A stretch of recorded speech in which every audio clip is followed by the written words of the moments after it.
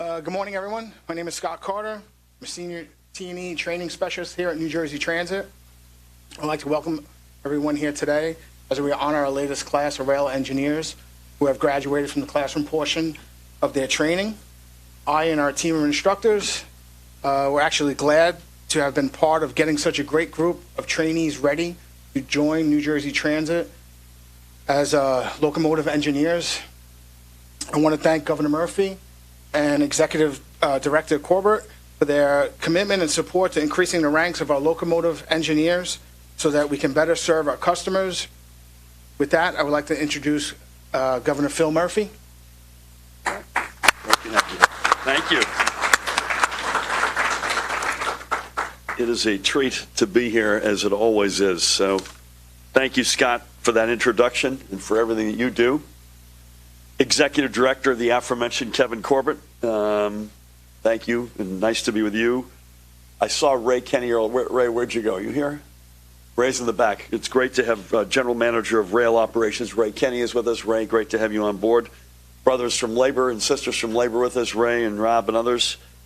It is an honor to be with you all today to celebrate the end of the line, in the classroom at least, for these 12 outstanding engineer trainees and the effective beginning of their careers in helping us restore NJ Transit as the nation's most efficient, effective, and safest mass transit system. Now, some may be saying, rightful question, by the way, why are you holding a graduation if there's still a few more weeks of on-the-job learning to be done? Good question. That's a good question, but there's a good answer to it. Once these folks fully graduate, we need them out serving commuters and customers. We cannot risk having them offline for one more day. So today is a pre-graduation, a graduation from the lengthy 17-month classroom portion of their training. Getting NJ Transit right is fundamental. It is existential for commuters and their families, for our businesses and communities, and for our economy. New Jersey's future rides on a safe and reliable and properly staffed NJ Transit. Again, it is existential to our economic aspirations in this state. Properly staffed rail means fewer unscheduled cancellations. It means giving our commuters faith that their trains will come when we say they will, and that they will be able to get to work or to school and then home again when they need to. Over the past decade, previous leaders ignored this reality and allowed the ranks of our engineers to dwindle. With it, so did the level of service experienced by NJ Transit's rail customers. This is not by accident. This is a simple cause and effect. Today, we take perhaps our most significant step to see things right again. You are the first of 4 classes of new rail engineers we expect to be celebrating this year. We and the more than the 300,000 daily riders of NJ Transit Rail have never needed you and the 90 additional engineer trainees preparing to follow you more. Investing in people is among the most critical and transformative investments we can make in NJ Transit. It's this simple. We can order all the new rail cars and engines we want, but unless we are able to give dedicated people like yourselves the skills necessary to get them out of the sheds and onto the lines every day and on time, those investments will never meet their full potential. I must also express our administration's sincere gratitude to Scott and the tremendous staff at the training facility for their commitment to ensuring that NJ Transit is the best trained workforce ready to serve our commuters. I thank, again, our partners in labor, guys. Thank you for your leadership and for your commitment to growing the ranks and to NJ Transit's future. Together and over the past year, we've built a new and stronger foundation upon which we will construct a new NJ Transit, one that is commuter-focused in every facet of its work. This new mindset is seen in the leadership of the DOT Commissioner, Diane Gutierrez Scacchetti, who happens to be board chair at NJ Transit, as well as from Kevin and Ray and Scott and the other leaders. And it's seen in everyone who has raised their hand to be part of NJ Transit's renewal. This is, in case you're wondering, the right time to be a part of NJ Transit. to be among the hardworking women and men who keep our state moving, who care about our commuters, and who want to be a part of getting this system back to where we know it can be and where the public deserves it to be. You are all in great company, and I thank you for answering the call. I wish you nothing but the very best in the next phase of your training and as you embark on your career with NJ Transit. And I look forward to the day soon when I'm standing on the platform and I see one of you in the engineer's cab as my train pulls into the station on time. Congratulations and thank you. And with that, let's hear from Executive Director Kevin Corbett. Thank you, Governor. Tough act to follow. Few comments. We were having some good talk earlier, but we'd like to note that this class of locomotive engineer trainees represents a major step in our commitment to producing tangible improvements for our customers. As the Governor said, this is the first of 4 that will be graduating this year, and we are certainly glad to be celebrating that you've crossed the finish line, completing the classroom and field training. So congratulations to all of you. You're entering a career into one of the greatest industries I know, and I know we were all talking that earlier, what a unique field the transportation field is. New Jersey is the 11th largest state in the country by population, but has the nation's 3rd largest transit system. Being the most densely populated state in the country, you can see why that's necessary. We move in total nearly 1 million passengers a day. But as we were saying earlier, much like a graduation from the Naval Academy, where the individual officers' commissioning comes at different times and places after the graduation, this is actually the last time we'll have you all together as a group before you go out for your final check ride. So this is a special day, and we're glad to be able to get you all together and look forward to the positive results from the final check ride. I know it's been a very intense and long program. The bar is intentionally set high. 78 weeks of training is designed so that we have the best of the best safely operating our trains. We all appreciate your hard work and dedication. You made it through the formal classroom portion, months out training in the field, and here you are in the home stretch. One of my priorities since taking office has been to restore the ranks of locomotive engineers, which were left to dwindle well below critical mass. We're now currently running a second setting, 7 concurrent locomotive training classes, and as the Governor said, 4 of the classes are scheduled to graduate this year. By the end of this year, we expect to introduce another 40 new engineers, and will continue to do so moving forward. And today is that one step closer to fulfilling our goal for this calendar year. We'd now like to present each one of you with a certificate of achievement. So if you could come up when I call your name. We'll start alphabetically. James Bryant Jr. James Bryant Jr. Let's hear it for James. Congratulations, James. Let's put you in the middle. You're in the middle?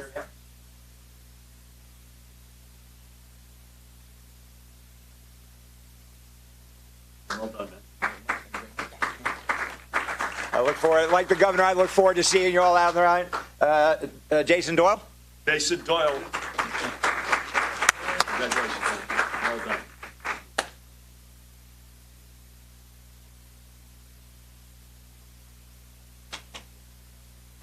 All right. Nick Garbarini. Congratulations, man. Let's go. Right. And Kevin Hurdle.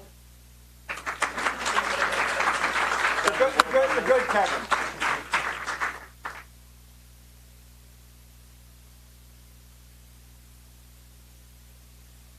And Chris Jefferson. Chris. Congratulations.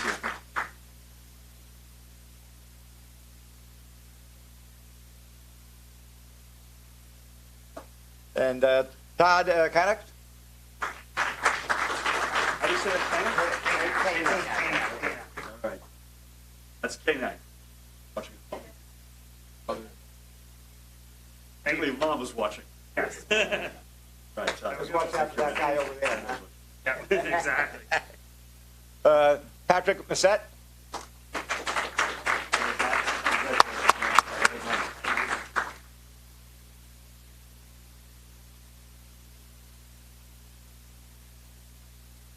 And Roger Post. Roger, congratulations.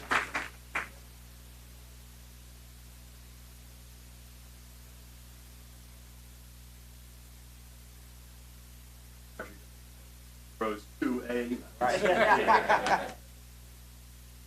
And Christine Regan.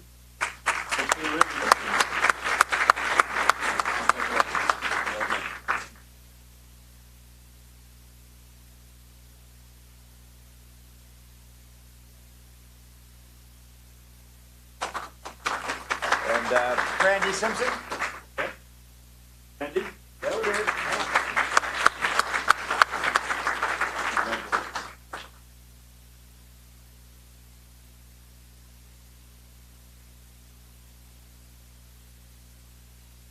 And Rollin Smith. Rollin Smith. Rollin.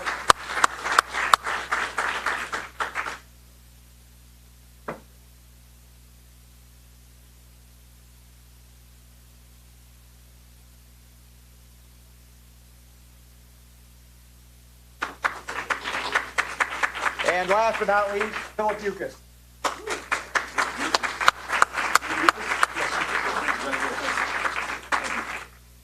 Philip, I love your. I'm going to ask Philip to stay here. Bring everybody back up for a tee shot. All right? Yeah, you should join us. Come here. Ray, Yes, still here. Ray should absolutely. join as well.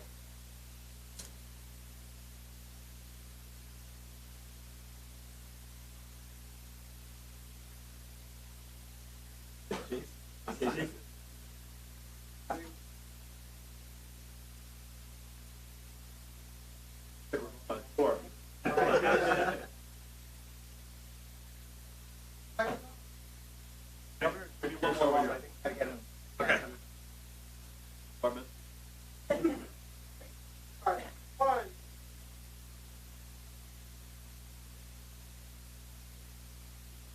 Congratulations.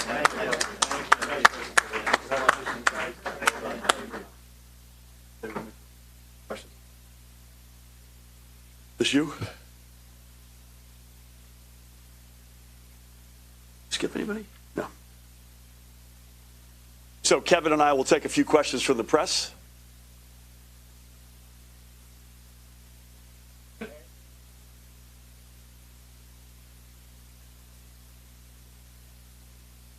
So I'll give you my general answer, and Kevin can add to this if he chooses to.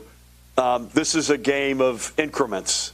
So this is another really important step, but it's one of many steps. So I've done the math before in terms of how many engineers preferably we want to have to give us the degrees of freedom for sickness, vacations, etc. And this is the first step in what is going to be 6 or 7 steps to get us at that level. But it is an important one. Manpower was not the only reason, but it was one of the biggest reasons we had service challenges. Achieving the federal safety standards was a big one. We're through that biggest hurdle, not the entire process, but we're through the biggest hurdle. Having the right management is another important ingredient we didn't have, we now have. The state's funding of NJ Transit, having a commuter-centric mindset. All of those are, adding back the Atlantic City line, the Dinky, getting, again, in and of themselves, they're not magic wands, but slowly but surely we are getting back on our feet. Please.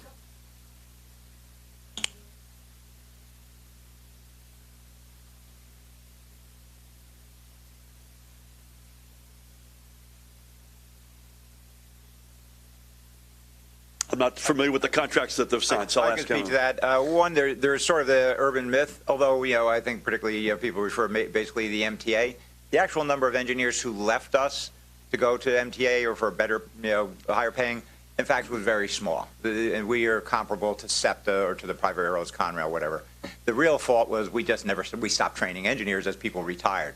So now we have this huge backlog of, The other thing, as far as contract, we're part of the collective bargaining. We have a very good, we've really improved and worked hard in our labor relations this last year, as represented by, some of our good friends out here. And so it's, again, there may be cases of somebody not doing their job properly. By and large, we're just below the critical mass. We have a good collective bargaining agreement. We honor that agreement and have a good working relationship. So it's a matter of just getting the numbers back up. They don't need, we are competitive in a range. We're always, every collective bargaining, you go back and forth, but that has not been a major cause of it. So one thing that another hallmark of the old NJ Transit was they had bad relations with other organizations, including labor.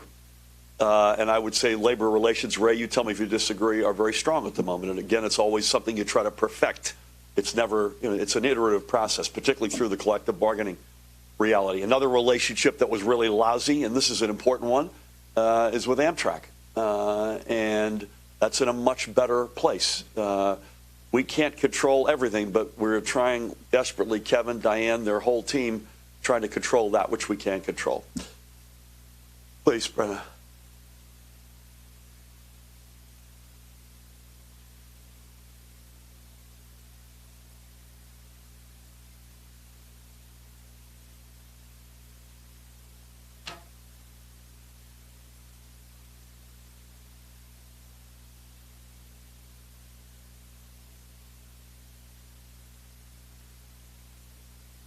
I have no insights onto her number, so I will just ask Kevin, do you have any insight into that?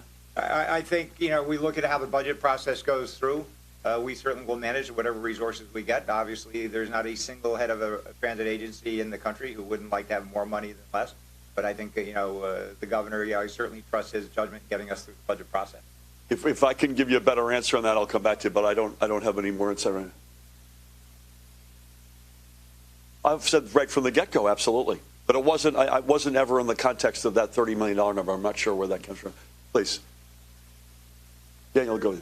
I'm sorry.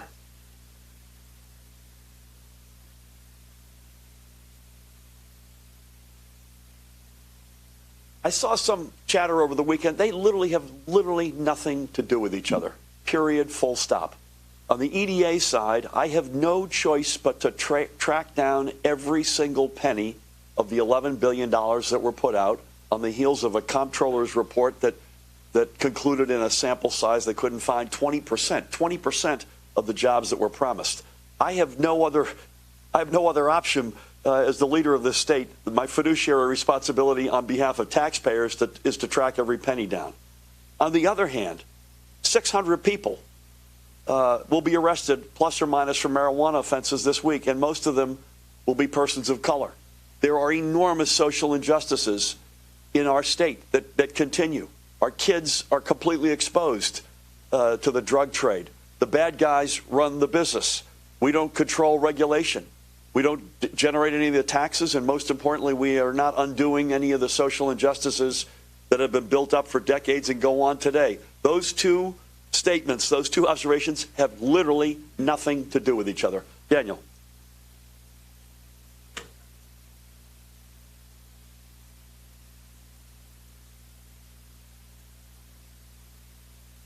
We're not going to re-up the current system. I think I've had enough evidence that whether it's in the press or whether it's through these hearings or the comptroller's report, we need to turn a page here. Please, Ryan. Ryan, please.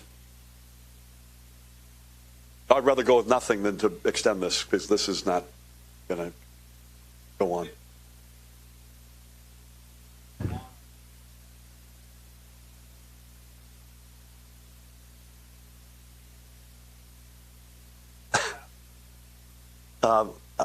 I've got no evidence of that, and I would be the wrong guy to try to play that on. Please.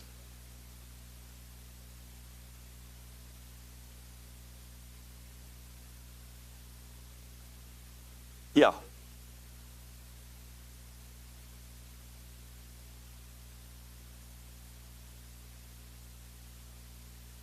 Yeah. 100%, and we listen to them all the time. And first responders, if you followed me around the state, I'll be at a Blue Mass tomorrow. I was with the Valor Awards 2 Saturdays ago. I hold them, along with our educators and other public servants, up on a pedestal, period. And they deserve that. They deserve the respect. They deserve the honor. And we're very much open-minded to sitting with them on this. But folks need to understand this fund has a fund balance 6 times the amount that it needs. 6 times, not 6 million more, 6 times. But having said that, given the enormous respect, we're absolutely always willing to sit down. 1 or 2 more, please.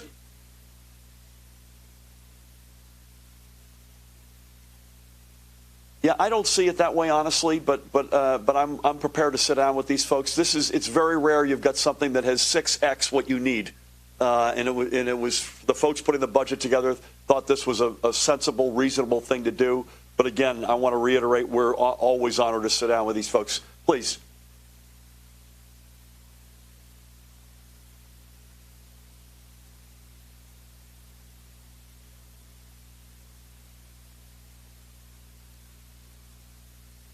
Yeah, I'll let Kevin fill in some of the details. We've got a window of June 15th to September 15th, which is going to be challenging, particularly on the Montclair-Boonton line. And we take every one of those commuters deadly seriously. And so we don't make light of the frustrations that will cause. Again, this is Amtrak, right? So we have to respond to repairs that Amtrak is doing. It's perhaps only modest solace, but I think it should be some solace. And I give Kevin and his team a lot of credit. It's going to be bad, but not as bad as it's been the past couple of summers. These summers really started in the summer of 17, and they've been really challenging.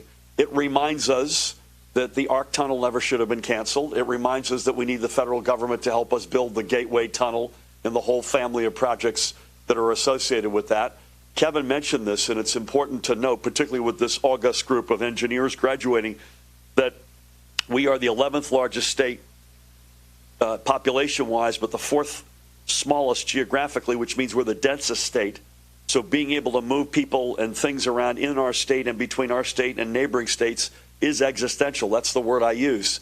And so we need those new tunnels built. In the meantime, we will make do. I give Kevin and his team a lot of credit for making this less bad. And again, I'm not making light of it because it's going to be a frustration for the folks on that line for 3 months, but it's less bad than it has been and less bad than it could have been. Is that fair? Yes. And I think a couple of things just to add is that if you look at the summer of 2017, where we had 70 trains that were redirected on the Hoboken division, now we're talking 10. So it's 1/7 the scale for that. And as far as the engineer shortage, no one is happier than me to have the dozen engineers here today going out, getting ready for their check ride. So you got to remember, each engineer is going to do average anywhere from 4 to 6 or even 8 trips a day. So it's not just one engineer for one train. So, if we're 10 engineers short, that could be 40, annulments, 40 canceled trains a day. So this is significant. But having said that, I'll conclude with this. I feel the frustration and pain of, I always say we're batting close to 1,000, but not quite at 1,000. Well, that's great for most folks, but if it's your train that didn't get batted, it's a wrecked day. Whether it's getting to work or to school, getting back home to have dinner with your kids at night, if folks are frustrated by that, I don't blame them. I am too, and we're going to continue to work until we do bat 1,000. I want to thank Kevin and his team. I want to thank the whole NJ Transit family, particularly our brothers and sisters in labor, and a particular shout out to 12 extraordinary new, about to get there after their check ride engineers. Thank you all. Good job, buddy.